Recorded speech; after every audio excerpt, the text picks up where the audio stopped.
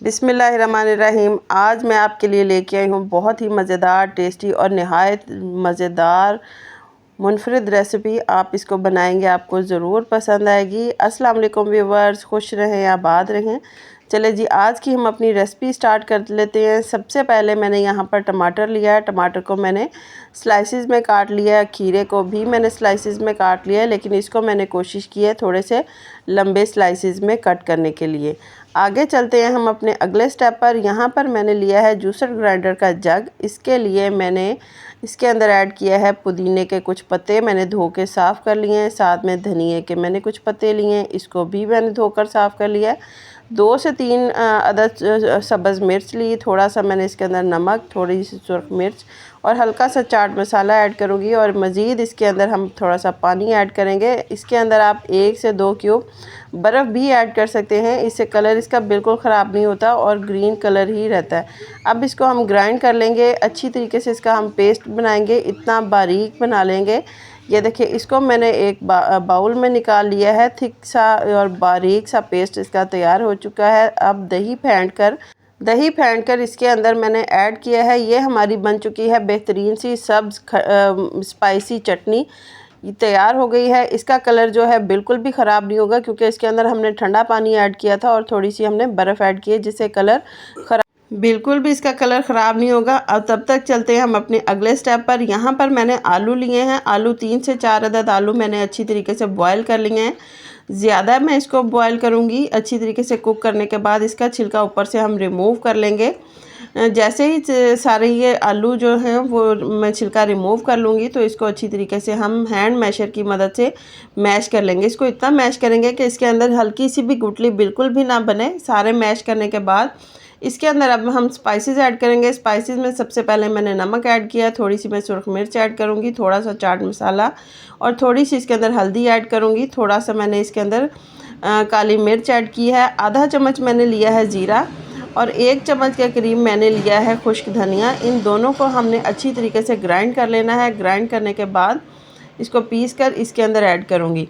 अब इसके अंदर मैंने हल्का सा चिकन पाउडर ऐड करेंगे। चिकन पाउडर ऐड करने के बाद ये जो मैंने सब्ज़ चटनी बना कर रखी थी 3 से 4 चम्मच मैंने वो ऐड किया है। अब हाथों की मदद से इसको हमने मिक्स कर लेना है। इसको इतना मिक्स करेंगे जो मसाले हैं और जो चटनी है वो सारी आलू के अंदर मिक्स हो जाए। अच्छी तरीके से मिक्स करने के बाद इसके बड़े साइज़ के मैंने कबाब बना लेनी है। काफ़ी बड़े कबाब हम इसके बनाएंगे, छोटे नहीं बनाएंगे। ये देखिए, इस साइज़ के मैंने इसके कबाब बना लिए हैं। कबाब बनाने के बाद ये देखिए मैंने सारे के सारे इसी साइज़ के हम बना के रख लेंगे। काफ़ी बड़ा साइज़ है इसका। अगर आप अपने मुनासिब बनाना चाहें तो आप मुनासिब भी बना सकते हैं। मैंने थोड़े से बड़े साइज़ के बनाए हैं। इसके बाद मैंने यहाँ पर लिया है एक बाउल। उसके अंदर आधा कप मैंने मैदा लिया है, आधा कप मैंने बेसन लिया है। इसको मैंने मिक्स किया है। मिक्स करने के बाद इसके अंदर मैंने ऐड की है नमक ऐड करने के बाद मैंने सुर्ख मिर्च इसके अंदर ऐड की है और इसको हमने मिक्स कर लेना है। और पानी के साथ हमने इसको मिक्स करते जाना है। पानी ऐड करते जाएंगे और इसको मिक्स करते जाएंगे। इसका हमने पेस्ट बना लेना है। ये देखिए, इस तरीके का मैंने इसका पेस्ट तैयार कर लिया है। इसकी कंसिस्टेंसी जो है वो ये है। अब इसके अंदर जो मैंने बना के कबाब आलू के रखे थे वो मैं इसके अंदर ऐड करती जाऊंगी, इसको लगाती जाऊंगी। और दूसरी साइड पर जो ऑयल मेरा गर्म हो चुका है, इसके अंदर मैं इसको फ्राई करने के लिए डालती जाऊंगी। ये देखिए, इस तरीके से मैंने इसके अंदर डालते जाना है और इसके ऊपर भी मैं लगाती जाऊंगी हल्का हल्का ऑयल, क्योंकि मैंने डीप फ्राई नहीं किया, मैं शैलो फ्राई कर रही हूँ। ऑयल ऊपर डालने का मकसद ये है कि ऊपर से भी ये स्टिक हो जाए, पक जाए। पकने के बाद हम जब इसको फोल्ड करें तो ये बिल्कुल भी मसाला ऊपर से नहीं उतरेगा। इसी तरीके से हमने इसको दोनों साइडों से हमने कुक कर लेना है।